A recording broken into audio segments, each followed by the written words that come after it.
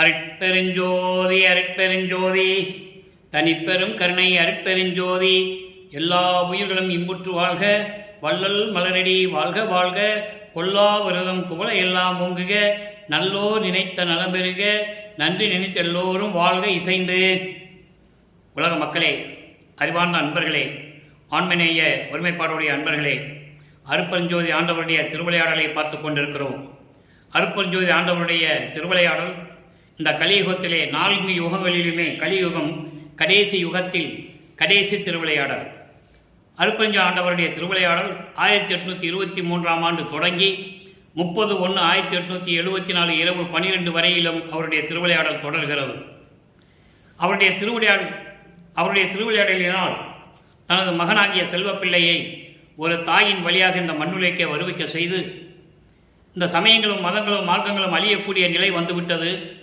இனிமே உலக மக்களுக்கு ஒரு மார்க்கம் தேவை என்பதற்காக சுத்த சன்மார்க்கத்தை நிறுவி அதை மக்களிடம் சேர்க்க வேண்டும் என்பதற்காகவே தன் மகனை ஒரு தாயின் வழியாக வருவிக்க செய்தார் அருட்பெருஞ்சோதி ஆண்டவர். அதன் பிறகு தனது பிள்ளை பெருமான் நமது வள்ளல் பெருமான் அவர்களை வருவிக்க செய்து 9 ஆண்டுகள் வரையிலும் அவருக்கு எந்தவிதமான அருளையும் கொடுக்காமல் ஆட்கொள்ளாமல் இருந்து கொண்டிருந்தார்கள். 9வது ஆண்டிலே ஆட்கொண்ட பிறகு நமது பிள்ளை பெருமானுடைய நிலைகள் எப்படி இருந்தன, ஒவ்வொரு காலகட்டத்திலும் எப்படி அருட்பெருஞ்சோதி ஆண்டவர் அருளை கொடுத்தார் என்பதையும் திருவெட்பாவிலே ஒவ்வொரு திருமுறைகளிலிருந்தும் ஒவ்வொரு பதிகத்தில் இருக்கின்ற ஒவ்வொரு பாடல்களின் மூலமாக நாம் பார்த்து கொண்டிருக்கிறோம்.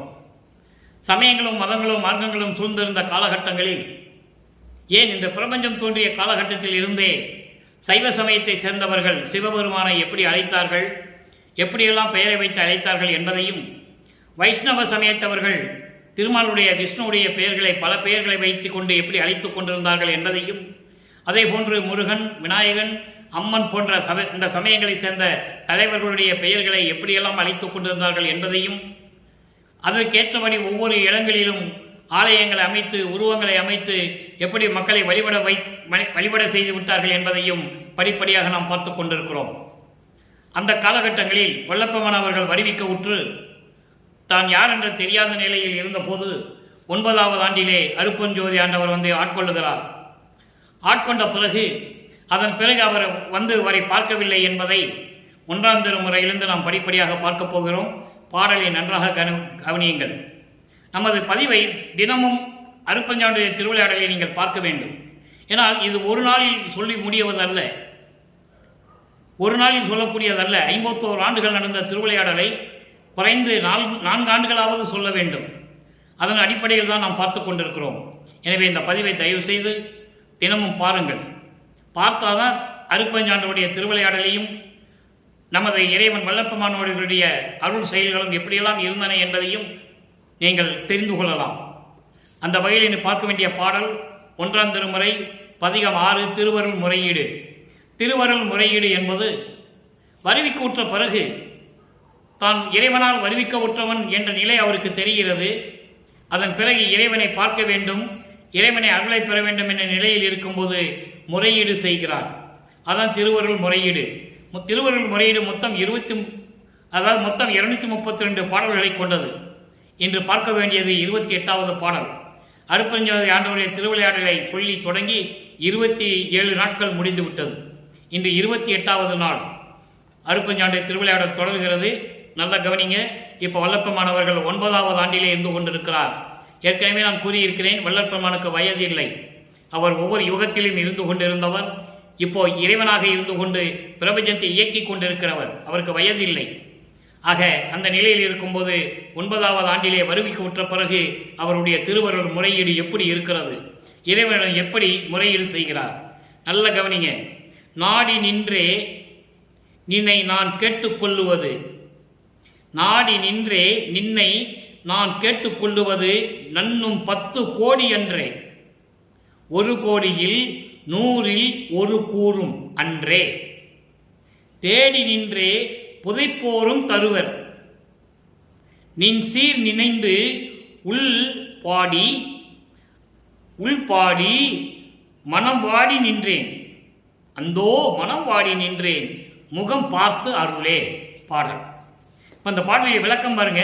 பாடல் உங்களுக்கு புரியாமல் இருக்கலாம், அந்த விளக்கம் மிகவும் எளிமையானது, அற்புதமான பாடல்.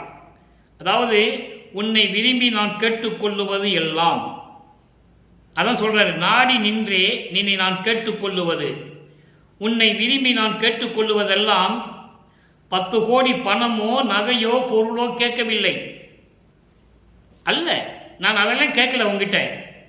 அதாவது அதுக்கு பிறகு சொல்ற பாருங்க, 1 கோடியில் 100ல் 1 கூறும் அன்றே தேடி நின்றே புதைப்போரும் தருவர். அதாவது பதுக்கி வைக்கிறவர்கள், பணத்தை சேமித்து யாருக்கும் கொடுக்காமல், எந்த விதமான உதவியும் செய்யாமல், இறக்கப்பட்டவர்களுக்கு இறப்பவர்களுக்கு இறக்கப்படாமல் இப்படியெல்லாம் பணம் வைத்துக் கொண்டவர்களை போய் கேட்டால், கோடியில் என்ன 100ல் என்ன ஒரு பங்காவது எனக்கு தேடி சென்று நான் கேட்டால் தருவார்கள், தேடி சென்று கேட்டால் தருவார்கள். ஆனால் நான் உனது அருளையும் புகழையும் நினைத்து உள்ளத்தில் வணங்கி பாடி வருந்தி வாடிக்கொண்டிருக்கிறேன். என்ன பொருள்னா, சுருக்கமான பொருள், நான் மற்றவங்கிட்ட போய் கேட்டேன்னு வச்சுக்கோங்களேன், என்ன வேணாலும் கொடுப்பாங்க. கோடி என்ன, 10 கோடி என்ன, 1 கோடியில் 100ல் 1 பங்காவது எனக்கு தருவாங்க. நான் அப்படி போறவன் அல்ல, நான் உங்ககிட்ட வேறு எதுவுமே நான் கேட்கலையே, சீக்கிரம் வந்து எனக்கு அருளை தர வேண்டும் என்றுதான் நான் கேட்கிறேன். என் உள்ளத்தில் வணங்கி பாடி வருந்தி வாடிக்கொண்டிருக்கிறேன்.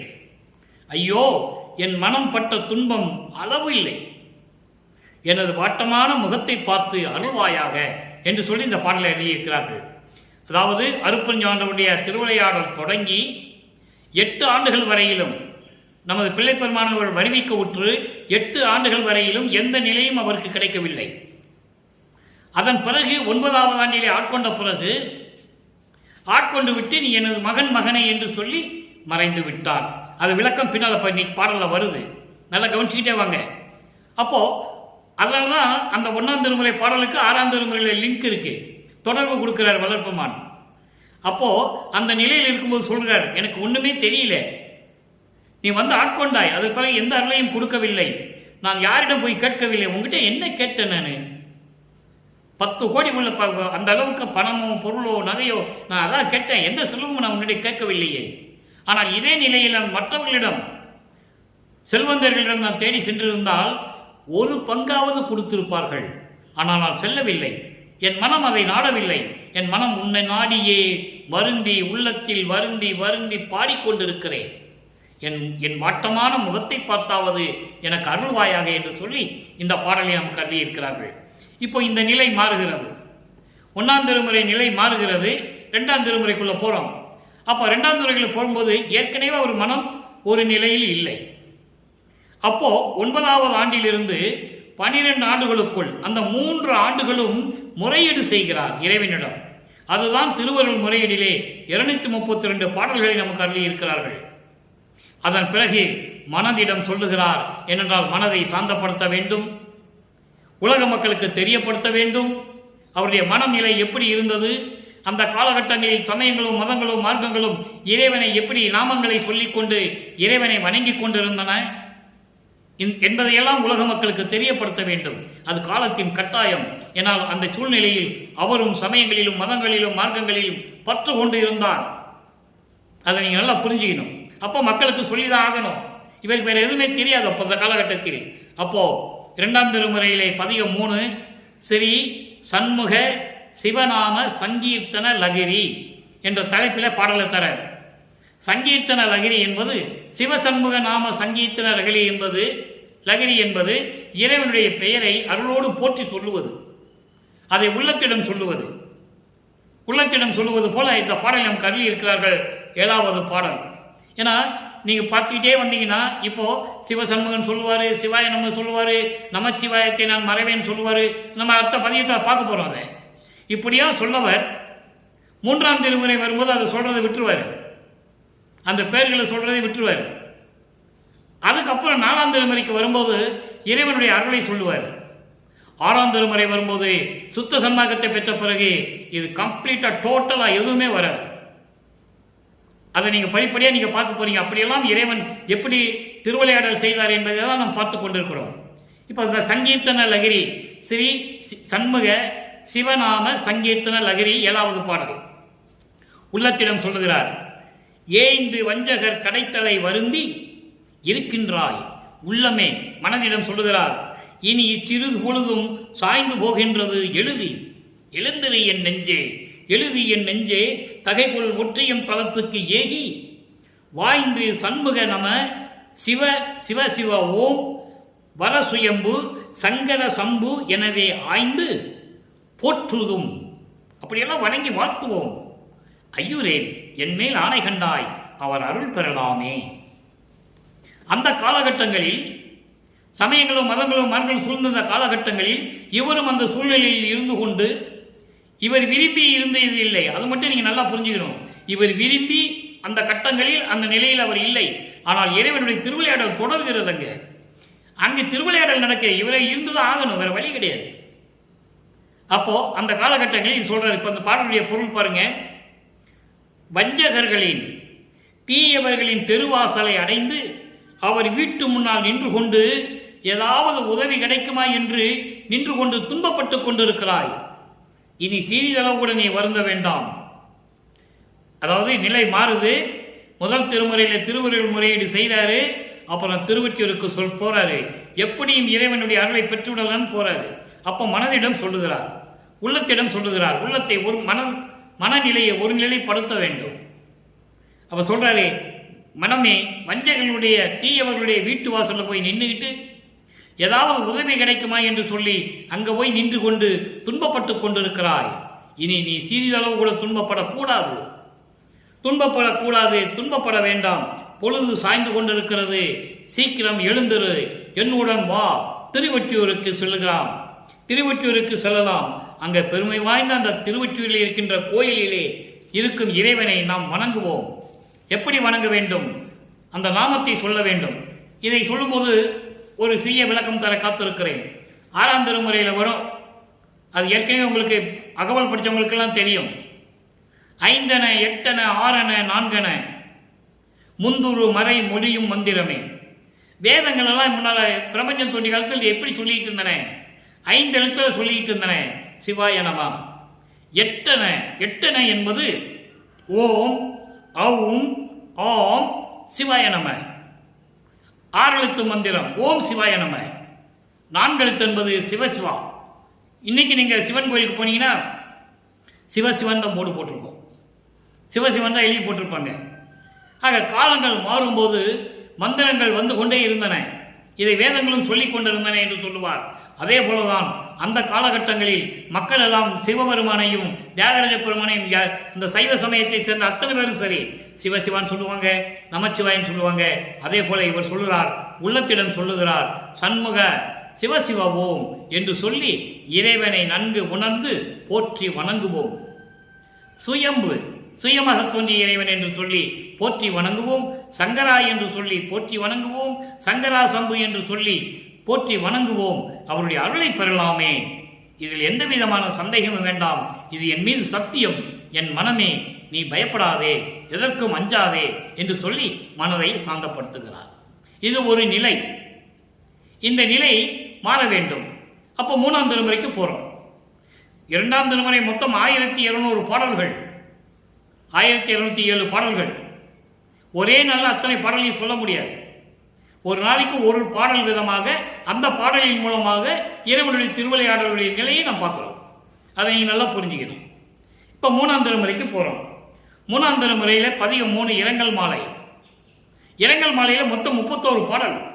31 பாடலிலும் தன்னுடைய மனநிலையை, அவருடைய துயரத்தை எப்படியெல்லாம் வெளிப்படுத்துகிறார்கள் என்பதை நீங்கள் கவனித்துக் கொண்டே வர வேண்டும். தன்னை தலைவியாகவும் இறைவனை தலைவனாகவும், ஒரு சில பாடல்களில் தன்னை மனைவியாகவும் இறைவனை கணவனாகவும் வர்ணனை செய்து அதனுடைய நிலையை, அந்த துன்பத்தை ஒரு தோழியிடம் சொல்லுவது போல, தோழி என்பது உள்ளம். 2ஆம் திருமுறையில் உள்ளத்திடம் எப்படி சொல்றாரு? வா, திருவொற்றியூருக்கு போகலாம், அங்கே சண்முகான்னு சொல்லி பேரை சொல்லி இறைவனை கும்பிடலான்லாம் சொல்லுவார். 3ஆம் திருமுறைக்கு வரும்போது உள்ளத்திடம் அந்த உள்ளத்திடம் தோழியாக வர்ணனை செய்து எப்படி சொல்லுகிறான்னு நீங்கள் கவனிக்கணும். அப்போதான் இறைவனுடைய திருவிளையாடல் உங்களுக்கு புரியும். அதனால மிகவும் எளிமையாக இறைவன் கொடுத்த பொருள் விளக்கத்தால் எளிமையாக இந்த வள்ளலார் ஊழியன் உங்களுக்கு சொல்லிக்கிட்டு இருக்கேன். இப்போ 3ஆம் திருமுறையில் இரங்கல் மாலை 3வது பதிகம் 18வது பாடல். பாடலை நல்லா கவனிங்க. இறையார் ஒற்றியினிடை இருந்தார் இனியார் என் கணவர் சொல்லிட்டாரா? இறைவனை கணவனாக பாவித்து தன்னை மனைவியாக பாவித்து அதனுடைய நிலையை இறைவனை பார்க்க முடியவில்லை. இறைவன் தன்னைவிடம் வந்து சந்தோஷமாக இருக்கவில்லை, தன்னிடம் வந்து காமத்தை ஒழிக்கவில்லை என்ற நிலையை தோழியிடம் சொல்லுவது போல உலக மக்களுக்கு தெரிவித்துக் கொண்டிருக்கிறார்கள். நல்லா நீங்க புரிஞ்சுக்கணும். என் கணவர் மறையார் எனக்கு மாலையிட்டார். நான் ஏற்கனவே சொல்லியிருக்கிறேன், மாலையிட்டார் என்பது ஆட்கொண்டார். தன்னை ஒரு பெண்ணாக உருவப்படுத்தியதனால் மாலையிட்டார் என்று சொல்லுகிறார். அதற்கு ஆட்கொண்டார் என்று பொருள். எனக்கு மாலையிட்டார் மறுவார், இன்னும் வரல. என்னை வஞ்சனையோ என்ன வஞ்சனையோ தெரியவில்லை. பொறையார் இரக்கம் மிகவும் உடையார். பொய் ஒன்று உரையார், பொய் ஒன்று உரையார். நான் சொல்லுவதெல்லாம் பொய் அல்லடி, குறையா மதிவான் முகத்தாய். தோழியை சொல்றாரு, நிலா போன்ற முகமுடைய என் தோழியே, என் குறையை எவருக்கு கூறுவேனே. இது பாடல். இந்த பாடலுடைய விளக்கம் பாருங்க, ரொம்ப அற்புதமா இருக்கும். அவர் இறைவன், திருவொற்றியூரில் இருந்த இறைவன், இனிமையானவர். அவர் என் கணவர். என் கணவர் நல்லா கவனிச்சுக்கணும். கணவர்னு சொல்றாருன்னா அவர் தன்னை பெண்ணாக உருவப்படுத்தினால் இறைவனை கணவர் என்று சொல்லுகிறார். அப்படிப்பட்ட என் கணவர் மறையார். மறையார் என்பது வேதங்களை அடக்கியவர். வேதங்களை அடக்கியவர் எனக்கு மாலையிட்டார், என்னை ஆட்கொண்டார். அதன் பிறகு மறுவார். அதன் பிறகு என்னை சந்திக்கவில்லை. என்ன வஞ்சனையோ தெரியவில்லை, யார் செய்த சூழ்ச்சியோ தெரியவில்லை. யாரோ பேச்சை கேட்டுக்கிட்டு என்னை மறுபடியும் பார்க்கல, என்னோடு சேரல. பொறையார்னா ஏற்கனவே அவர் இரக்கமுடையவர் தான், இரக்கமுள்ளவர் தான், பொறுமையானவர் தான், பொய் சொல்ல மாட்டார். ஆனால் அவர் இன்னும் என்னிடம் சேரவில்லையே தோழி, நான் உன்னிடம் பொய் சொல்லவில்லை. அதாவது உள்ளத்திடம் சொல்லுகிறார். அங்கே 2ஆம் திருமுறையிலே உள்ளத்திடம் எப்படி சொல்லுவார்? திருவொற்றியூருக்கு வா, நாம் போய் இறைவனை வணங்கலாம் என்று சொல்லுவார். 3ஆம் திருமுறை வரும்போது நிலைகள் மாறுகிறது. அருட்பெருஞ்சோதி ஆண்டவருடைய திருவிளையாடல் தொடர்கிறது. அப்போ இங்க என்ன சொல்றாருன்னா, நான் அவர் எனக்கு ஆட்கொண்டாரை தவிர திரும்பி என்னிடம் சேரவில்லை. அப்படிப்பட்ட இறைவன், திருவொற்றியூரில் இருக்கின்ற இறைவன் என் கணவர், அன்பானவர், பொறுமையானவர், இரக்கமுள்ளவர், பொய் சொல்ல மாட்டார். உலகியலிலே நீங்கள் பார்க்கலாம், ஒரு மனைவி தன் கணவனை பற்றி, கணவன் தவறு செய்திருந்தாலும் கூட, அவன் கெட்டவன் என்றாலும் கூட தன் கணவனை பெருமையாக பேசிக் கொள்ளுவாள். அதே போன்று என்னை ஆட்கொண்ட இறைவன் என்னை பார்க்கவில்லை என்றாலும் கூட எப்படி சொல்றாரு பாருங்க, என்னை பார்த்து என்னிடம் கொஞ்சி குழாவி சந்தோஷமாக இருக்கவில்லை என்றாலும் கூட என் கணவர் பொறுமையானவர், அடக்கமானவர், இரக்கமுடையவர், திருவொற்றியூரில் இருக்கின்ற இறைவன் அப்படியெல்லாம் சொல்லுகிறார். தோழியே, இந்த குறையை நான் யாரிடம் போய் சொல்லுவேன், எங்கே போய் சொல்லுவேன் என்று சொல்லி இந்த பாடலில் நமக்கு அறிவியிருக்கிறார்கள். அதன் பிறகு 4ஆம் திருமுறை அபராத மன்னிப்பு மாலை. நிலைகள் மாறுகிறது. இறைவன் வருகிறார். என்ன நடந்தது? அபராத மன்னிப்பு மாலை என்பது சமயங்களிலும் மதங்களிலும் மார்க்கங்களில் ஈடுபட்டுகின்ற போது தெரியாத குற்றங்களை எல்லாம், தெரியாமல் செய்த குற்றங்களை எல்லாம் மன்னிக்க வேண்டும், மன்னித்து எனக்கு அருளை தர வேண்டும். அபராதம் கொடுத்துடக்கூடாது, என்னை தண்டிச்சிடக்கூடாது. அதுதான் அபராத மன்னிப்பு மாலை. அங்கே 8வது பாடல் நல்ல கவனிங்க. திறம்பட நன்கு உணராதே, திறம்பட நன்கு உணராதே திருவருளோடு ஊடி. ஊடி என்பது மாறுபட்டு. தீமை புகன்றேன், கருணை திறம் சிறிதும் தெளியேன், புறப்படிவேன் புறப்படிவேன், புகன்ற பிழை பொறுத்து அருளல் வேண்டும். இந்த 3 வரைக்கு முதல்ல விளக்க சொல்றேன். திறம்பட நன்கு உணராதே, உனது அருள் வல்லமையை நன்கு உணராமல், தெரியாமல், உன்னுடைய திருவருளோடு நான் மாறுபட்டு சில தீமைகளை நான் சொன்னது உண்டு. புகழ்றேன், சொன்னேன்னு சொல்கிறார், உண்மையை சொல்கிறார். ஏன்னா அந்த காலகட்டத்தின் நிலை அப்படி. எனக்கு நான் இது சொல்லி தானே ஆகணுன்ற நிலையில் நான் சொல்லியிருக்கேன். நீ வாட்டுக்கு போயிட்டு வந்துட்டு இருக்க, எனக்கு எந்த அடையும் கொடுக்கல அப்படின்னு உன்னை நான் பேசியது உண்டு, திட்டியது உண்டு. இருந்தாலும் கூட கருணை திறம் சிறிதும் தெளியேன். உன்னுடைய கருணையினுடைய திறத்தை, அந்த தகுதியை கொஞ்சம் கூட நான் தெரிந்து கொள்ளவில்லை. அதனால் நான் அப்படி பேசிவிட்டேன். ஏன்னால் சமயங்களும் மதங்களும் மார்க்கங்களும் சூழ்ந்த இந்த காலகட்டங்களில் நான் பேசியது உண்மைதான். நான் பேசிவிட்டேன். இந்த மண்ணுலகிலே, அதாவது இந்த மண்ணுலகிலே மிகவும் வஞ்சகனாக நான் இருந்து கொண்டிருந்தேன் அந்த நிலைகளில் இருந்தபோது. அதனால் நான் சொன்ன பிழைகளையெல்லாம், நான் செய்த தவறுகளையெல்லாம் மன்னித்து எனக்கு அருள வேண்டும். அடுத்து பாருங்க, பூதம் முதல் நாதம் வரை புனர்வித்த புனிதா சொல்லிட்டாரா, என்னை மன்னிச்சிருன்னு சொல்றாரு. அப்புறம் இறைவனுடைய திருவிளையாடல் நடக்குது. இறைவன் வருகிறார், என்ன சொல்ற பாருங்க, பூதம் முதல் நாதம் வரை புனர்வித்த புனிதா. 5 பூதங்கள், அதாவது நிலம், நீர், நெருப்பு, காற்று, ஆகாயம், இந்த 5 பூதங்களும் முதல் பரநாதம் வரை, விந்து நாதம் பரவிந்து பரநாதம், இந்த பரநாத வரை எனக்கு தெரிவித்த, என்னை கொண்டு சேர்ப்பித்த, என்னை அழைத்து கொண்டு போய் சேர்த்த புனிதா, புனிதமான இறைவனே. இந்த நில, நீர், நெருப்பு, காற்று, ஆகாயம் என்பதை தத்துவங்களுடைய 50 தத்துவங்கள், பிருதி, பிரிதிவி, அப்பு, தேயு, வாயு, விசும்பு. விசும்பு என்றால் ஆகாயம், வாயு என்றால் காற்று, தேயு என்றால் நெருப்பு, அப்பு என்றால் நீர், பிரித்திவி என்றால் நிலம். இப்படி 5 பூதங்கள் முதல் விந்து நாதம் பரவிந்து பதநாதம் வரை என்னை கொண்டு வந்து, கடத்தி கொண்டு வந்து அங்கே சேர்த்து வித்த புனிதா. அப்படி என்றால் நான் இவற்றிலை கடந்து விட்டேன் என்று சொல்கிறார். அதை நீங்கள் நல்லா புரிஞ்சுக்கணும். இதையெல்லாம் கடந்து சென்று விட்டேன். இறைவனுடைய திருவிளையாடல் நடந்தது, நான் கடந்து விட்டேன். அதான் இதுக்கு பொருள். அதை நீங்கள் நல்லா புரிஞ்சுக்கணும். அடுத்து, உறப்படும் மெய் உணர்வுடையார் உள்ளகத்தே விளங்கும் உண்மை அறிவார்ந்த உருவுடைய குருவே. அதாவது உண்மை நெறியான, உண்மை நெறிகளை உணர்ந்தவர்கள் உள்ளத்திலே விளங்கி கொண்டிருக்கின்ற மெஞ்ஞான அறிவானந்த உருவுடைய குருவே. அதான் சின்மயம் என்று சொல்லுவார், சின்மயம் என்று சொல்லுவார், பேரின்பமான இறைவனே. அடுத்து, திறம்பட சிறப்பட மாதவர் போற்ற, அதாவது சிறப்போடு பெரிய தவங்கள் செய்து கொண்டிருக்கின்றவர்கள் செம்பொன்மணி மன்றத்தில் திருத்தொழில் 5 இயற்றுவிக்கும் திருநடநாயகனே. நல்லா கவனிங்க, இங்க ஒரு அற்புதமான பிரபஞ்சத்தின் உண்மை மறைந்து இருக்கிறது. அதை இறைவன் விளக்கி கூறுகிறார். 5 தொழில்களை செய்யக்கூடிய பிரம்மன், திருமால், ருத்திரன், மகேஸ்வரன், சதாசிவம். இந்த பிரபஞ்சத்தை உருவாக்கும் போது இந்த 5 பதத்தலைவர்களை உருவாக்கி 36 தத்துவங்களை இவங்களுக்கு பிரித்து கொடுத்து, மகேஸ்வரனுக்கும் சதாசிவத்துக்கும் தத்துவிகளை கொடுத்து, தத்துவிகள்லாம் 60, 36 தத்துவங்கள். பிரம்மனுக்கு 24 ஆன்ம தத்துவம், அதான் பிரம்ம தத்துவம். திருமாலுக்கு விஷ்ணு தத்துவம், விஷ்ணு தத்துவம் 7, ருத்திரனுக்கு சிவ தத்துவம் 5. இப்படி தத்துவங்களை பிரித்து கொடுத்து அவர்கள் 5 தொழிலையும் செய்து கொண்டிருந்தார்கள். அதன் பிறகு அவங்களுடைய காலகட்டங்கள் முடிந்த உடனே 5 தொழிலையும் இப்போ நீ செய்து கொண்டிருக்கிறாய், அதன் பிறகு நான் செய்து கொண்டிருக்கிறேன் என்று சொல்லுவார். அதுக்குதான் இந்த வரியை கொடுத்திருக்காரு. நல்லா கவனிக்கணும். நீங்க முதலிலே பிரபஞ்சத்தை இயக்கும் போது இறைவனுடைய திருவிளையாடல் என்ன நடந்தது?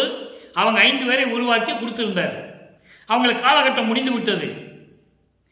பிரம்மனுக்கு 4,32,000 வருடம், திருமாலுக்கு 8,64,000 வருடம், ருத்திரனுக்கு 12,96,000 வருடம், அடுத்து மகேஸ்வரனுக்கு 17,28,000 வருடம், சதாசிவனுக்கு இவங்க 4 பேருடைய மொத்தமான ஆயுசும் அவனுக்கு தான் 43,20,000 வருடங்கள் அவங்க தான் ஆட்சி செஞ்சாங்க. அதன் பிறகு அந்த நிலை மாறிவிட்டது. தன் மகனுக்கு கொடுக்க வேண்டும் என்பதற்காக, அதான் நீங்க கவனிக்கணும், 51 வருடங்கள் கழித்து தன்னால் வருவிக்க விட்ட, மண்ணுலக வருவிக்க விட்ட நமது பிள்ளை பெருமானவர்களுக்கு இந்த பதவியை கொடுக்கணும். அதுக்காக திரும்பி அவங்க ஆயுள் காலம் முடிந்த உடனே திருப்பி அவங்களுக்கு இவர் கொடுக்கல, தன்னோட வச்சுக்கிட்டார். ஏன்னா அடுத்து மகனுக்கு கொடுக்கணும், நமது பிள்ளை பெருமான் வல்லப்பெருமானுக்கு கொடுக்கணும். அப்போ அருள் அந்த திருவிளையாடல் முடிஞ்ச நாளத்துக்கும் கொடுக்க முடியும். 51 வருடங்கள் கழிச்சு தான் கொடுக்க முடியும். அது வரைக்கும் ஐந்து தொழில்களையும் இவர் பார்த்து கொண்டிருக்கிறார். நல்லா புரிஞ்சுக்கணும். அப்புறம் அதான் இதை கடைசியில் சொல்லுவார். அந்த பாடல் இன்னைக்கு விளக்கம் வருது. இங்கே என்ன சொல்கிறாரு? 5 தொழிலை நீ செஞ்சிட்டு இருக்கேன்னு சொல்லுவார். சுத்த சன்மார்க்கத்தை பெற்ற பிறகு 5 தொழிலை நான் செய்கிறேன்னு சொல்லி வளர்ப்போம்னு சொல்லுவார்.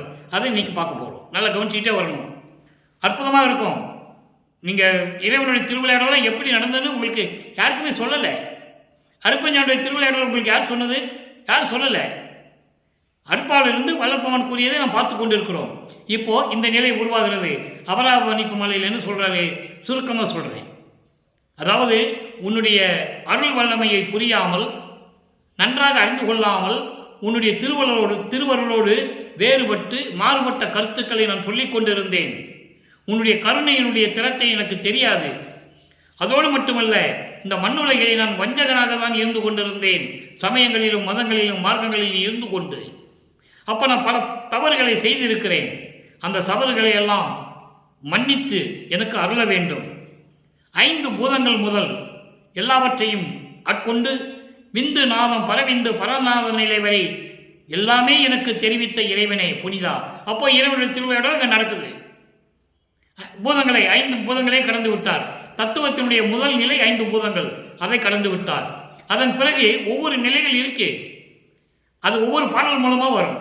அதை நீங்கள் நல்லா கவனிச்சுக்கிட்டே வரணும். அப்படிப்பட்ட இருக்கின்ற இறைவனே 5 தொழிலையும் செய்து கொண்டு அம்பலத்திலே அருளடனம் செய்து கொண்டிருக்கின்ற இறைவனே, என்னை மன்னித்து இந்த அருளை எல்லாம் எனக்கு கொடுக்க வேண்டும் என்று சொல்லி இங்கே முறையீடு செய்கிறார். அபராத மன்னிப்பு மாலை. ஆக 4 திருமுறைகளிலும் என்ன நடந்தது என்பதை நாம் தெளிவாக பார்த்துவிட்டோம். பிரம்மனும் திருமாலும் 5 பதத்தலைவுடைய அவருடைய காலகட்டங்கள் முடிந்தவுடனே அந்த தொழில்களை இப்போது இவர் செய்து கொண்டிருக்கிறார். அதன் பிறகு தன் மகனிடம் கொடுக்க வேண்டும். அதனால் திருவிளையாடல் நடந்து கொண்டிருக்கிறது. இப்போ 6ஆம் திருமுறைக்கு வரும். 6ஆம் திருமுறைக்குள்ள நுழைகிறார். அப்போ வளர்ப்பமானவர்கள் இந்த மண்ணிலுக்கு வருவிக்க விட்டு 33 ஆண்டுகள், 32 ஆண்டுகள் முடிந்து விட்டது. 4 32 4ஆம் திருமுறை உருவாகிற வரைக்கும் 4வது எட்டில் இருந்து கொண்டிருந்தார். 33வது ஆண்டிலிருந்து வருவிக்க உற்ற 33வது ஆண்டிலிருந்து சுத்த சன்மார்க்கத்தை பெற்ற பிறகு, அதற்கு முன்னாடி எல்லா வேலையும் முடிஞ்சது. தனக்கொடி அம்மையாருக்கு தாலி கட்டி அந்த அம்மாவுக்கு மூச்ச வீட்டை கொடுத்தது. அதன் பிறகு தேவர்களெல்லாம் வந்து இவரை வாழ்த்தியது எல்லாமே அப்போ முடிஞ்சு போச்சு. எல்லா சமயங்களும் மதங்களும் மார்க்கமுடைய நிலைகள் நெறிகள் எல்லாம் விட்டுட்டு வந்துட்டார். வர சொல்லிட்டார் அருப்பஞ்சாண்டவர். அப்போ சுத்த சன்மார்க்கத்தில் நுழையும் போது 6ஆம் திருமுறையிலே நான் ஏன் பிறந்தேன் என்ற பதிகத்திலே இருக்கின்ற பாடலை பார்க்க போகிறோம். சொல்லணும்ல, சமயங்களிலும் மதங்களிலும் மார்க்கங்களில் இருக்கும்போது என்னென்ன நிலை கடந்தது, அது எப்படி மாறிச்சு, நான் ஏன் பிறந்தேன்னு கேட்கிறார் அப்பா கிட்ட. ஏன் இங்கே வருவிக்க வச்சேன், எதுக்காக இது நடந்தது கேட்கிறார். பார்க்க போகிறோம் பாருங்க. தவம் புரியேன் தன்னுடைய நிலையை சொல்லுகிறார். உன்னாலே வருவிக்க உற்று 32 ஆண்டுகள் வரைக்கும் நான் எந்த விதமான தவமும் இருக்கவில்லை. ஆனால் சுத்த சன்மார்க்கத்தில் வந்த பிறகு என்ன தவம் இருந்தார் என்று சொல்லுவார். நோவாம்பல் நோன்பு என்னை நோற்றவரும். இந்த பிரபஞ்சம் தோற்றிய காலத்திலிருந்தே முனிவர்களும் ரிஷிகளும் யாராக இருந்தாலும் சரி, கடலுக்கு அடியில் போயிடுவாங்க தவம் இருக்கிறதுக்கு. இல்லைன்னா காட்டுக்குள்ளே போயிடுவான், இல்லை பெரிய குகைக்குள்ளே போய் உட்காந்துக்குவாங்க, இல்லை மரத்துக்கடியில் உட்காந்து மண்ணு புத்து வளர்கிற அளவுக்கு உட்காருவான். இல்லைன்னு என்ன பண்ணுவாங்க, வேள்வியை வளர்த்து ஊசி பலகையை போட்டு ஒத்த காலில் நிற்பான் இறைவனை பார்க்கணுன்னு. பார்க்க முடியாது. எல்லா பாடல்களும் திருவெட்பாவில் இருக்குது.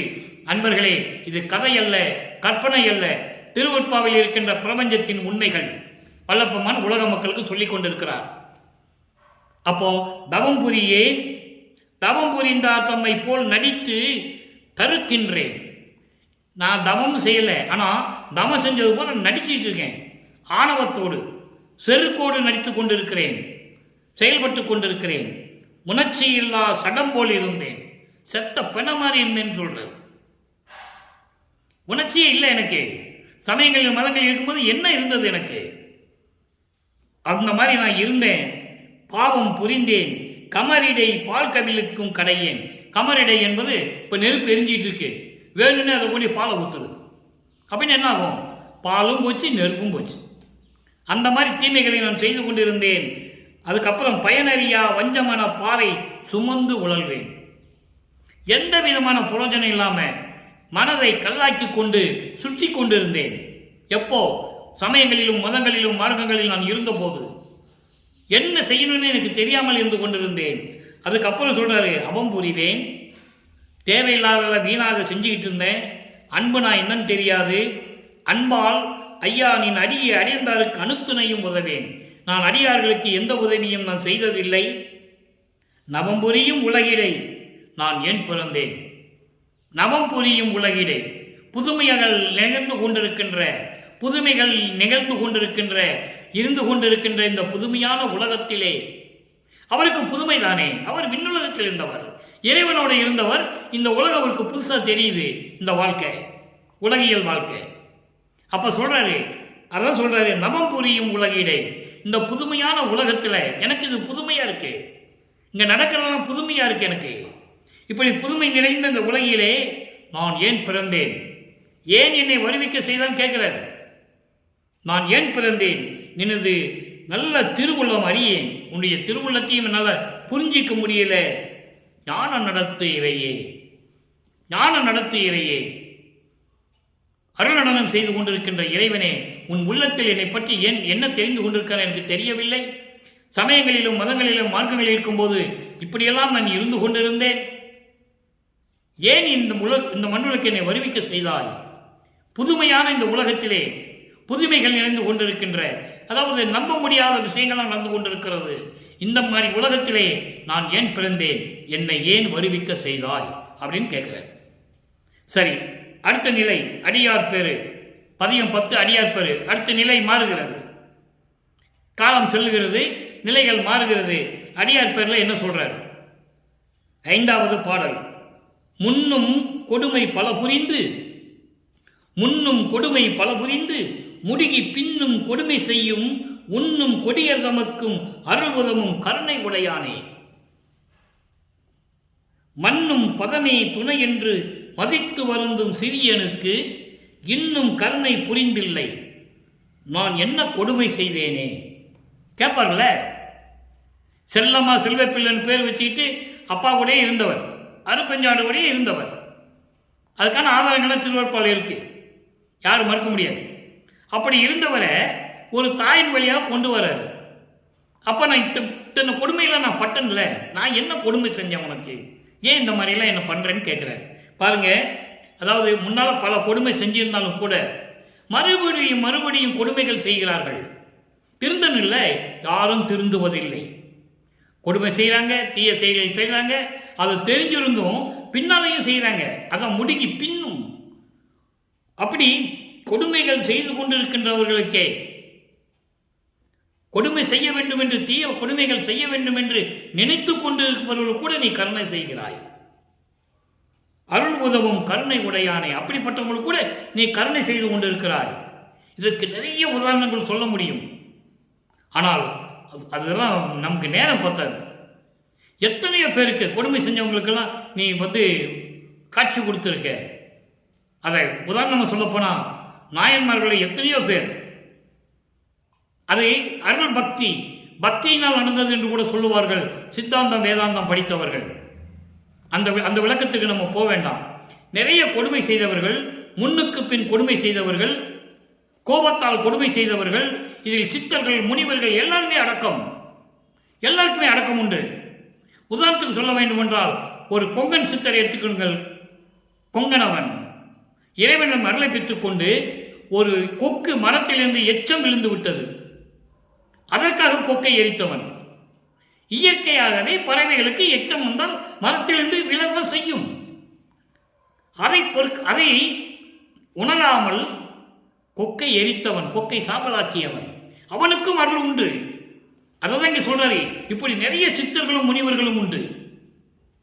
அதை சொல்லாமல் சுருக்கமாக சொல்லுகிறார், ஒட்டுமொத்தமாக சொல்லுகிறார். இப்படி எத்தனையோ முனிவர்கள் சித்தர்கள் தங்களுடைய லாபத்திற்காக, தனக்கு இது நடக்கவில்லை என்பதற்காக கோபத்தால் எவ்வளையோ கொடுமைகள் செய்திருக்கிறார்கள்.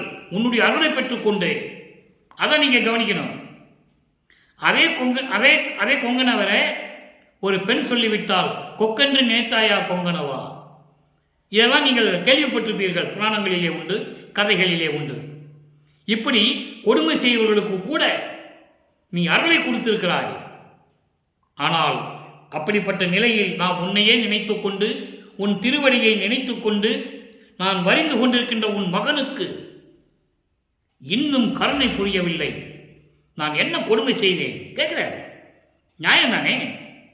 தந்தையை நம்பி வந்தாச்சு, அப்பாவை நம்பி வந்தாச்சு, அப்பா தெருவில் விட்டாரு, தெருவில் இருக்கிறாரு. சரி, எப்படியாவது பார்க்கலான்னு பார்த்தா தெருவெட்டி இருக்கும்போது ஜெயராஜ பெருமான் இவரை பார்த்து தெருவழியாக ஓடுறாரு. இந்த நிலைகள்லாம் நம்ம பார்த்துக்கிட்டு இருக்கோம். அப்போ கேட்குறாரு, 6ஆம் திருமுறைக்கு வந்த பிறகு கேட்குறாரு, அதாவது சுத்த சரணாகத்தை பெற்ற பிறகு கேட்குறாரு. நியாயம் தானே? கேட்பது நியாயம் தானே? அவங்களுக்கெல்லாம் அருளை கொடுத்த நான் என்ன கொடுமை செஞ்சேன், எனக்கு ஏன் அருளை கொடுக்கலன்னு கேட்குறாரு. அடுத்து பிள்ளை பெருவிண்ணப்பம், பதிகம் 20 பிள்ளை பெருவிண்ணப்பம். பிள்ளை பெருவிண்ணத்தில் 63வது பாடல். பிள்ளை பெருவிண்ணப்பம் மொத்தம் 134 பாடல்கள் மேலே இருக்குது. ஆனால் நமக்கு என்ன தேவையோ, இறைவனுடைய திருவிளையாடல் எங்கெங்கே நடந்ததோ, என்ன தேவையோ அதை மட்டும் தான் நம்ம எடுத்துக்கிறோம். எல்லா பாடலுக்கும் நான் விளக்கம் ஏற்கனவே நான் கொடுத்துருக்கேன். யூடியூப்பில் போனால் நீங்கள் பார்க்கலாம். அடுத்து நலந்தரும் சிறிய தெய்வம் என்று பிள்ளை பெருவிண்ணப்பத்தில் சொல்கிறாரு. நலிதரும் சிறிய தெய்வம் என்று ஐயோ நாட்டிலே பல பெயர் நாட்டி பழிதர ஆடு பன்றி குக்குடங்கள், குக்குடங்கள்னா கோழி, குக்குடங்கள் பலிக்கடா முதலிய உயிரை பொலிவுற கொண்டே போகவும் கண்டே நான் கண்டே புத்தி நுண்டி உள்ள நடுக்கு உற்றேன். கலியூர் சிறிய தெய்வம் வெண்கோயில் கண்ட காலத்திலும் பயந்தேன். என்ன சொல்றா பாருங்க. சமயங்களிலும் மதங்களிலும் மார்க்கங்களில் சார்ந்திருந்த போது சிறு தெய்வங்கள் என்று சொல்லப்படுகின்ற கோயில்களுக்கெல்லாம் ஆடு கோழி பன்றி கடா பலிக்கடா ஆடு இதெல்லாம் கொண்டு போய் பலி கொடுப்பதற்காக கொண்டு போகும்போது நான் பார்த்தபோது என் உள்ளம் எப்படி நடுங்கிட்டு தெரியுமா? இதை ஏன் சொல்கிறார் என்றால், சமயங்களிலும் மதங்களிலும் மார்க்கங்களிலும் நடந்து கொண்டிருக்கிறது. சுத்த சன்மார்க்கத்தில் இது இருக்காது. உயிர்களை பலி செய்வது, உயிர்களை துன்புறுத்துவது, இம்சைப்படுத்துவது இதெல்லாம் இருக்காது. ஏனால் ஆண்மநேய ஒருமைப்பாடுடைய ஒரு சுத்த சன்மார்க்கம், உயிர் இரக்கம் கொண்ட மார்க்கம் வேறு எந்த மார்க்கத்திலையும் கிடையாது. நீங்கள் எந்த மார்க்கத்தாலும் சரி, கிரேத யுகத்தில் இருந்த மார்க்கம் கலக மார்க்கம், திரேத யுகத்தில் இருந்த திராவக மார்க்கம், துவார யுகத்தில் இருந்த நவநீத மார்க்கம், கலியுகத்தில் இருந்த பஸ்ம மார்க்கம், தசா மார்க்கம், சண்புத்திர மார்க்கம், நீங்கள் எந்த மார்க்கம் வேணா எடுங்க, எந்த மார்க்கத்திலையும் உயிர்களை பலியிடக்கூடாது என்று சொல்லவே இல்லை. நீங்கள் தான் எல்லா புராணங்களையும் எடுத்து பார்த்துக்கங்க. ஏன் மகாபாரதம் நடந்தது ஒரு மனிதனையே நரபலி கொடுத்தவர்கள் அவன் போர் முடிவு வரைக்கும் பார்த்துக்கிட்டு இருந்தான்னு சொல்லுவாங்க. ஆனால் சுத்த சன்மார்க்கத்தில் இருக்காது. இனிமேல் அதெல்லாம் இருக்கக்கூடாது என்பதற்காகத்தான் இறைவன் சுத்த சன்மார்க்கத்தை நிறுவி தன் மகனிடம் கொடுத்து வருவிக்க செய்தார் இந்த மண்ணுலகத்திற்கு என்பதை இங்கே நான் பதிவு செய்ய கடமைப்பட்டிருக்கிறேன். இப்படி சிறு தெய்வங்க கோயிலில் பார்க்கும்போதும் நான் பயந்தேன், அதுக்கு பலியிடுறதுக்கு இதெல்லாம் கொண்டு போகும்போது பார்க்கும்போதும் பயந்தேன். இப்படியெல்லாம் நடந்து கொண்டிருந்தது சமயங்களிலும் மதங்களிலும் மார்க்கங்களிலும். இதெல்லாம் இனிமேல் இருக்கக்கூடாது. அதான் பிள்ளை பெருவிண்ணப்பம். இனிமேல் இதெல்லாம் இருக்கக்கூடாது. சிறு தெய்வங்களை வழிபடுவது, உயிர்களை கொலை செய்வது, இந்த நிலைகளெல்லாம் மாற வேண்டும். இது மாற வேண்டும் என்றால் என் தந்தையே நீதான் அருள் செய்ய வேண்டும், நீ எனக்கு வலிமையை கொடுக்க வேண்டும், நீ எனக்கு அருளை கொடுக்க வேண்டும் என்று சொல்லி பிள்ளை பெருவிண்ணப்பத்தில் கூறுகிறார். இது ஒரு நிலை. அடுத்து தனித்திருஅலங்கள் பதிகம் 110 தனித்திருஅலங்கள்ல சொல்றார் பாருங்க, அற்புதமான பாடல் 139. யான் முனம் புரிந்த பெரும் தவம் யாதோ என் சொல்வேன் அந்தோ ஊன் மனம் உருக எந்தனை தேற்றி ஒளி உரு காட்டிய தலைவா. பிள்ளை பெருவிண்ணப்பத்தில் இது சொல்றாரு. அப்ப அதுக்கு பதில் வரணும்ல, எப்படி அருளை பெற்றார்? நான் இதுக்கு முன்னால் சென்ற யுகங்களிலே எப்படியெல்லாம் நடந்து கொண்டிருந்தது, அப்போ நான் என்ன தவம் செய்தேன் என்று என்ன சொல்லுவது, நான் எப்படி இருந்தேன் என்ன சொல்லுவது? அந்தோ இந்த உடல் மனம் உருக, இந்த மனமும் உடலும் உருகும்படி நெகிழும்படி என்னை தேற்றி என்னை சமாதானம் செய்து மகனே, இது சமயங்களிலும் மதங்களிலும் மார்க்கங்களில் ஏற்பட்டதுப்பா, இனிமேல் அது நடக்காதியா, நான் நடக்க விட மாட்டேன், அதுக்காக தானே நான் உன்னை கொண்டு வந்திருக்கேன் என்று என்னை தேற்றி சமாதானம் செய்து ஒளி உரு காட்டிய தலைவா, ஒளி உரு சுத்த தேகம் தன் மகனுக்கு காட்டுகிறார், அருள் செய்கிறார். அங்கே திருவிளையாடல் நடக்கிறது. நல்லா புரிஞ்சுக்கணும். நீங்க பிள்ளை பெருவிண்ணப்பத்தில் சொல்றாரு, இந்த மாதிரிலாம் நடக்கக்கூடாதுன்னு சொல்றாரு. அதை பெற்றதை அடுத்த நிலையிலே கூறுகிறார். ஏன் மனம் இறங்கா இன்று நீ என்றேன். அன்னைக்கு இப்படியெல்லாம் நடக்கும்போது நான் உங்ககிட்ட சொன்னேன், உடனே வந்து உன்னுடைய சுத்த தேகத்தை காட்டி எனக்கு இனிமே நடக்காது மகனே என்று நீ சொல்லிவிட்டு சென்று விட்டாய். திரும்ப வரலையே, அப்புறம் ஏன் என் மேல இறக்கப்படல அப்படின்னு இன்னைக்கு நான் கேட்டேன். இன்னைக்கு என்றால் இப்போ.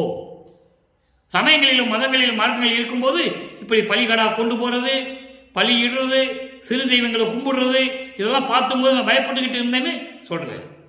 நான் அன்னைக்கு சொன்னேன். அதுக்காக என்னை தேற்றி, இல்லை மகனே இனிமேல் அப்படியெல்லாம் நடக்காது, நான் நடக்க விட மாட்டேன், நீ பயப்படாதுன்னு சொல்லி என்னை தேற்றி சமாதானப்படுத்தி உன்னுடைய தேகத்தை காட்டி எனக்கு அருளை காட்டி சென்று விட்டாய். திரும்பி வரல. அப்புறம் ஏன் என் மேலே இன்னும் இறக்கப்பட்டு இன்னைக்கு வரைக்கும் நீ ஏன் வரலன்னு நான் கேட்டேன். கேட்ட பிறகு அந்த சொல்லு வாய் மூடுறதுக்கு உள்ள சொல்லுவாங்கல்ல, அப்பா நான் சொல்லி முடியறதுக்குள்ள வந்துட்டேன்னு சொல்லுவாங்க. இப்போதான் உன்னை நினைச்சிட்டு இருந்தேன், அதுக்குள்ள வந்துட்டேன்னு சொல்லுவாங்க, உலகியல் சொல்லுவாங்க. அதே போல இன்னைக்கு இப்போ ஏன் என் மேல இறக்கப்படலைன்னு கேட்டு சொல்லுவதற்கு முன்னால், அந்த ஒளி அடங்குவதற்கு முன்னால், ஒளி அடங்குவதற்கு முன் ஆண் மகிழ் கன்றில் அணைத்து என்னை எடுத்தாய். ஒரு பசுமாடு தன் கன்றை தொலைச்சி விட்டா, தன்னுடைய பசு தன்னுடைய குட்டியை பார்க்காம போனா, கண்ணுக்குட்டியை பார்க்காம போனா எப்படி துன்பப்படும்? திருப்பி அந்த பசு அந்த கண்ணுக்குட்டியை பார்த்த பிறகு எப்படி கொஞ்சி குழாவும், அதுபோல என்னை கொஞ்சி குழாவி என்னை அணைத்துக் கொண்டாய். அற்புதம். இறைவனுடைய திருவிளையாடல் நினைக்கும் போது உள்ளம் பூரிக்கும், மனம் ஆனந்தமும் ஆனந்த கண்ணீர் வந்துகிட்டே இருக்கும். நீங்க திருவிழா மாதிரிலாம் படிச்சீங்கன்னா ஆனந்த கண்ணீர் வந்துகிட்டே இருக்கும். யாருக்கும் சொல்ல முடியாது, அந்த அளவுக்கு இருக்கும். ஆக சமயங்களிலும் மதங்களிலும் மார்க்கங்களில் இருக்கும்போது பலி செய்வது, சிறு தெய்வங்களை கும்பிடுறது நடக்கும். நான் எப்படி உள்ள நடங்கிச்சுன்னு சொல்லும்போது திருப்பி இறைவனுடைய திருவிளையாடலால் திரும்பி அவர் தன் மகனுக்கு உரு காட்டி, ஒளி உரு காட்டி, சுத்த தேகத்தை காட்டி, மகனே நீ பயப்படாதே, இனிமே அதெல்லாம் நடக்காது, நான் நடக்க விட மாட்டேன், அதற்காகத்தானே உன்னை நான் வருவிக்க விட்டேன் என்று சொல்லி நீ வாட்டுக்கு மறைந்து விட்டாய். இப்போ நீ ஏன் என் மேல் இரக்கம் காட்டி வரவில்லை என்று நான் கேட்பதற்கு முன்னால், அந்த சொல் ஒளி அடங்குவதற்கு முன்னால் என்னை கட்டி எடுத்து அணைத்து விட்டாயே. ஒரு பசு தன் கன்றை தொலைத்து விட்டு திருப்பி அந்த கன்றை பார்க்கும்போது எப்படி கொஞ்சி மகிழுமோ அந்த பசு, அதுபோல என்னை தூக்கி எடுத்து அணைத்து கொஞ்சி மகிழ்கிறாய். அருப்பெருஞ்சோதி என் அரசே என்று சொல்லுகிறான். எவ்வளவு அற்புதம் பாருங்க. அடுத்து மெய்யொருள் வியப்பு. நல்லா கவனிங்க. மெய்யொருள் வியப்பு. நேரம் கடந்து கொண்டிருக்கிறது. தலைவா, எனக்கு கருணை அமுதம் தர இத்தலத்திலே தவம் செய்தேன். அத்தவமும் உந்தன் அருள் வளத்தாலே அலைவாரதியில் துரும்பு போல அயனும் பிரம்மனும் மாலும் திருமாலும் அலைய எனக்கே அளிக்கின்றாய் நீ மேலும் மேலும். அதாவது தலைவா, எனக்கு கருணை அமுதம் தர உன்னாலே வருவிக்க உற்று இந்த மண்ணுலகிலே நான் துன்பப்பட்டுக்கிட்டு இருந்த போது எனக்கு அருளை கொடுத்து சுத்த சன்மார்க்கத்தை கொடுத்து இருக்க வேண்டும் என்பதற்காகவே இந்த மண்ணுலகிலே நான் உன்னை நினைத்துக் கொண்டு தவம் செய்து கொண்டிருந்தேன். அதான் நோவாத நோன்பு. அத்தவமும் உன்னுடைய அருள் பலத்தால் தான், உன்னுடைய திருவிளையாடல் தான் நடந்தது. என்னிடம் ஒன்றில்லை. அலைவாரதியில் அலைகடலிலே ஒரு துரும்பு எப்படி போட்டால் அலையுமோ அதுபோல் பிரம்மனும் திருமாலும் அலைந்து கொண்டிருக்கும் போது எனக்கே நீ மேலும் மேலும் கொடுத்து என்னை வளர்க்கின்றாய், மேலும் மேலும் கொடுக்கின்றாய் என்று சொல்லுகிறார். அடுத்து ஒரே ஒரு விளக்கம். ஆக இப்போ இறைவனுடைய திருவிளையாடல் உங்களுக்கு புரிஞ்சிருக்கும். 1ஆம் திருமுறையிலிருந்து எப்படி இருந்தது, 2ஆம் திருமுறையில் எப்படி இருந்தது, 3ஆம் திருமுறையில் எப்படி இருந்தது, 4ஆம் திருமுறையில் எப்படி இருந்தது, 6ஆம் திருமுறையில் நிறைவாக எப்படி இருக்கு. இப்படி ஒவ்வொரு பாடலுக்கும் உண்டு. அதை தான் நம்ம பார்த்துட்டு இருக்கோம். இப்போ 118 பற்றி சிவ சிவ ஜோதி. சிவ சிவ ஜோதி என்பது அருப்பெருஞ்சோதி. நல்லா புரிஞ்சுக்கணும். நீங்க சிவ சிவன் போது நீங்க சிவபெருமான் போயிடக்கூடாது, அது வேறு. அவன் சைவ சமயத்தினுடைய தலைவன். அருப்பெருஞ்சோதி வேறு. சுத்த சன்மார்க்கத்தின் தலைவன். அதை நீங்கள் நல்லா புரிஞ்சுக்கணும். சிவசிவ ஜோதி என்பது அருப்பெருஞ்சோதி, தன்னிகர் இல்லாத ஒரு ஜோதி, சுத்த சன்மார்க்க ஜோதி, சுத்த சன்மார்க்க சங்கம் தழுவிய ஜோதி. நல்லா புரிஞ்சுக்கணும். நீங்கள் சைவ சமயத்தை சார்ந்ததல்ல, வைஷ்ணவ சமயத்தை சார்ந்ததல்ல, எந்த சமயத்தையும் சார்ந்ததல்ல, சுத்த சன்மார்க்க சங்கத்தை சார்ந்தது. அப்படிப்பட்ட அருப்பெருஞ்சோதி என்னுள் நிறைந்த ஜோதி, என்னுள் நிறைந்த மெய் ஜோதி, என்னை ஈன்று நல்ல கவனிக்கணும், ஐந்தொழில் செய்யென்று ஏவிய ஜோதி. இதுக்கு முன்னாடி பாடலில் பார்த்தோம், நம்ம அபராத மன்னிப்பு மாலையில் பார்த்தோம். அங்கே நான் என்ன சொன்னேன், அவங்களுடைய திருவிளையாடலாம் முடிஞ்ச உடனே, அது பிரம்மன் திருமாலுடைய காலகட்டங்கள் முடிந்த உடனே ஐந்தொழிலை அவர் செய்து கொண்டிருந்தார். தன் மகனுக்கு கொடுக்க வேண்டும் என்பதற்காக வேறு யாருக்கிட்டையும் கொடுக்கல. இப்போ அவர்கிட்ட வாங்கினது சொல்றேன், நல்லா கவனிக்கணும். ஈன்று என்னை இந்த மண்ணுக்கு வருவிக்க செய்து, அதான் ஈன்றுன்னு அர்த்தம். இந்த மண்ணிற்கு ஒரு தாயின் வழியாக என்னை வருவிக்க செய்து அந்த 5 தொழிலையும் நீ செய் என்று கட்டளையிட்ட ஜோதி அருப்பெருஞ்சோதி. எவ்வளவு அற்புதம் பாருங்க. இதெல்லாம் யாராலையும் சொல்ல முடியாது. இந்த திருவிளையாடலை இறைவன் நடத்திய திருவிளையாடலை பார்த்து கொண்டிருக்கிறோம். இதே சொல்லுவார் 6ஆம் திருமுறையிலே 88வது பதிகத்திலே பாமாலை என்ற ஒரு பதிகம் இருக்கிறது. அதில் 10வது பாடலிலே சொல்லுவார், ஆக்கி அழித்தல் முதலாம் ஓர் தொழில் 5ஐயும் தேக்கி அமுது நீ செய் என்றான். இது முன்னால இந்த பிரபஞ்சம் தோன்றிய காலத்திலிருந்தே 5 தொழில் மற்றவங்கிட்ட தான் கொடுத்திருந்தேன், தனித்தனியாக கொடுத்திருந்தேன். இனிமே அப்படி இல்லை மகனே, 5 தொழிலையும் ஒன்றாக நீ தான் செய்யணும். அதான் தேக்கி. ஆக்கி அழித்தல் முதலாம் ஓர் 5 தொழிலையும் தேக்கி அமுது நீ செய் என்றான். நீ செய், நீ என் மகன், அதற்காகவே உன்னை வருவிக்க விட்டவன், நான் வருவிக்க விட்டவன், அதனால் நீ செய் என்றான். 5ஐயும் தேக்கி அமுது நீ செய் என்றான், தூக்கி எடுத்தான். அதை இங்கே சொல்லுவார், என்னை எடுத்தாய் என்று சொல்லுவார். மெய்யருள் வைப்புல சொன்னோம்ல, என்னை தூக்கி எடுத்தாய், பசும் கண்ணு எப்படி கொஞ்சி குழாவதோ அதுபோல என்னையும் தூக்கி எடுத்து அணைத்தாய் என்று சொல்லுவார். அதை தான் இங்கே சொல்றாரு, தூக்கி எடுத்தான், அணைத்தான், இரவா தேகம் கொடுத்தான், சிற்றம்பலத்து என் நன்கோ. இறைவன், சிற்றம்பலத்திற்கு இறைவன் என் தந்தை. பிரம்மனும் திருமாலும் ருத்திரனும் மகேஸ்வரனும் சதாசிவம் செய்திருந்த 5 தொழிலையும் எனக்கே கொடுத்தான். மொத்தமாக நீ செய் மகனே என்று கொடுத்தான், நான் செய்து கொண்டிருக்கிறேன் என்று சொல்லுகிறார். எனவே அன்பர்களே, இறைவனுடைய திருவிளையாடல் தொடர்ந்து நடந்து கொண்டிருக்கும். நீங்கள் இந்த பதிவை நீங்கள் கண்டிப்பாக பார்க்க வேண்டும். பிரபஞ்சத்தில் யாரும் சொல்லாத திருவிளையாடல் எது திருவிற்பாவிலே இருக்கிறது. அதை இந்த வள்ளலார் ஊழியன் இறைவனுடைய தயவாலையும் கருணையாலையும் உங்களுக்கு சொல்லிக் கொண்டிருக்கிறேன். எனவே உலக மக்களே, எல்லாரும் சுத்த சன்மார்க்கத்தில் சேர்ந்து கொலையும் புலையும் தவிர்த்து உயிர்களை கொலை செய்வதை நிறுத்தி, உருவ வழிபாட்டை நிறுத்தி, அந்த சங்கற்ப விகற்பங்களை எல்லாம் நிறுத்தி, ஒரே வழிபாடு ஜோதி வழிபாடு, ஒரே இறைவன் அருப்பெருஞ்சோதி, ஒரே மார்க்கம் சுத்த சன்மார்க்கம், அந்த நிலையில் இருந்து கொண்டு இறைவனை வணங்கி இறைவனுடைய அருளையும் செல்வங்களை எல்லாம் பெற்றுக்கொண்டு இந்த வையகத்திலே நீங்கள் வாழ்வாங்கு வாழ வேண்டும், நோயற்ற வாழ வேண்டும் என்று வாழ்த்தி இறைவனுடைய தயவாலையும் கருணையாலையும் இந்த வள்ளலார் ஊழியர் வாழ்த்தி விடைபெறுகிறேன். மீண்டும் நாளை சந்திப்போம். நன்றி, வணக்கம். அருப்பெருஞ்சோதி அருப்பெருஞ்சோதி, தனிப்பெருங்கருணை அருப்பெருஞ்சோதி. அருப்பெருஞ்சோதி ஆண்டவருடைய திருவிளையாடல் தொடரும்.